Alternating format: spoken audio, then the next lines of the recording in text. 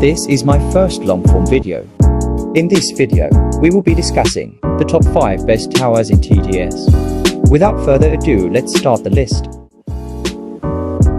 Number 5 goes to the Farm Tower.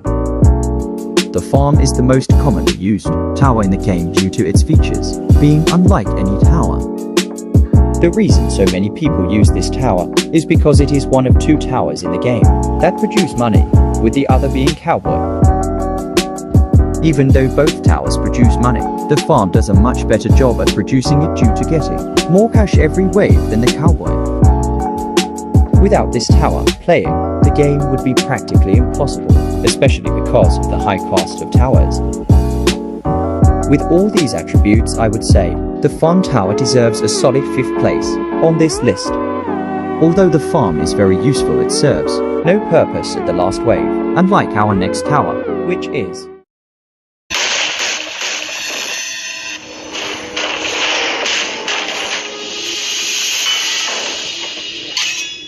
the Warden. Is a melee tower that stuns and deals high damage to enemies in its range.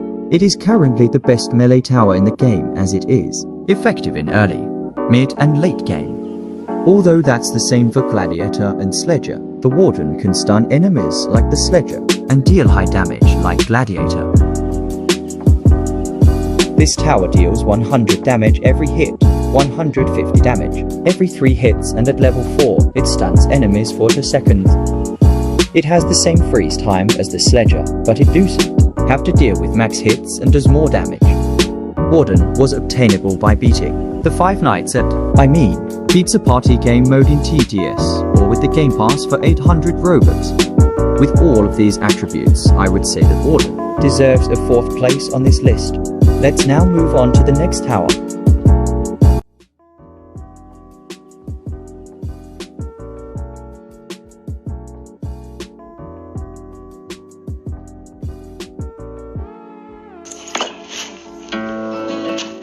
At number 3, we have the Engineer.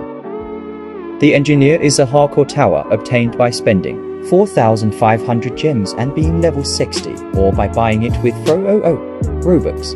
It's quite the overpriced tower. The devs probably used the money to buy more fursuits. But that's besides the point. The point is that Engineer is an extremely overpowered tower, being able to shred bosses with only 6 of them. This is because the Engineer can deal high amounts of damage with its nail gun to spawn sentries that deal over 100 DPS. Engineer is considered to be the most versatile tower in the game. This is due to many reasons, like its early hidden detection, flying detection, lead penetration, its high DPS, its early game support, and its splash damage. In my top 10 highest damaging towers in TDS video, I placed Engineer in 6th place, as it deals 171 damage total and 358 DPS total. This means if you place the max amount of Engineers, which is 6, you would get a combined total of 2,148 DPS. Fun fact, this is the only tower in the game with 6 levels, instead of 5 or 4. With all of that supporting the Engineer, I think it deserves a 3rd place on this list. It's too bad that the next tower has 10 DPS. That is still better though. And that tower is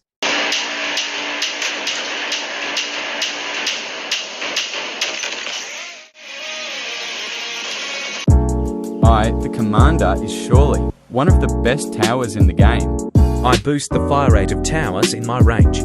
This makes sure that even if your defense is perfect, it could guarantee a win.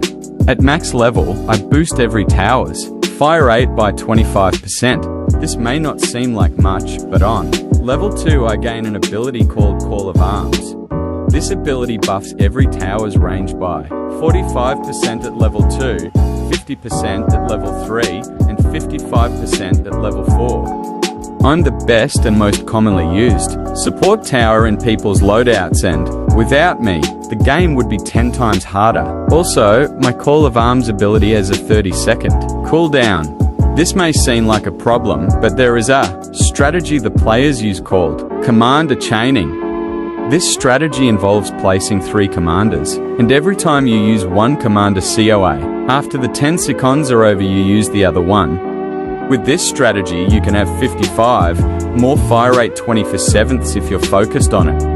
With all of these attributes, I'm sure I'm the best tower in the game. Wait, there's a tower better than me. Impossible. Well, before we see the best tower in the game, let's go through some honorable mentions. Honorable Mention 1. DJ. Honorable Mention 2. Golden Minigunner. Honorable Mention 3. Gold Pyro. Honorable Mention 4. Chester. Honorable Mention 10 Ranger. Let's now see which tower will take the spot of number 1.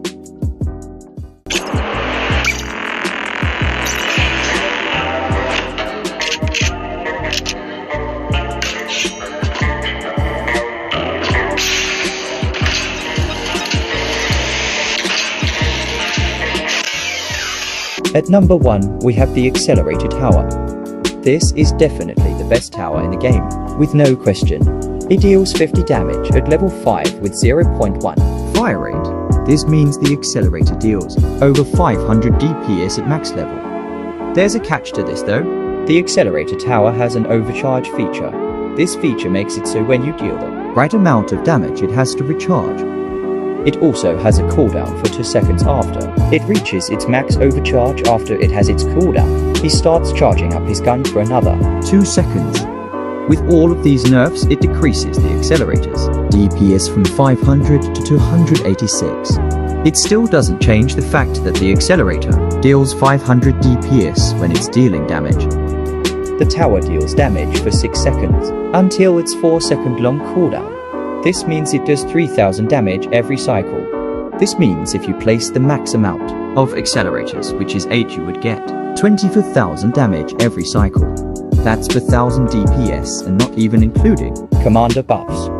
This is why everybody who has Accelerator uses it, for strategies, regular games, events and more. And with that, I would like to conclude this video. I hope you all have a good day. Tell me if you liked my first long form video. I will remake this video one day when more towers come out, but for now, that's the top 5 towers in TTS.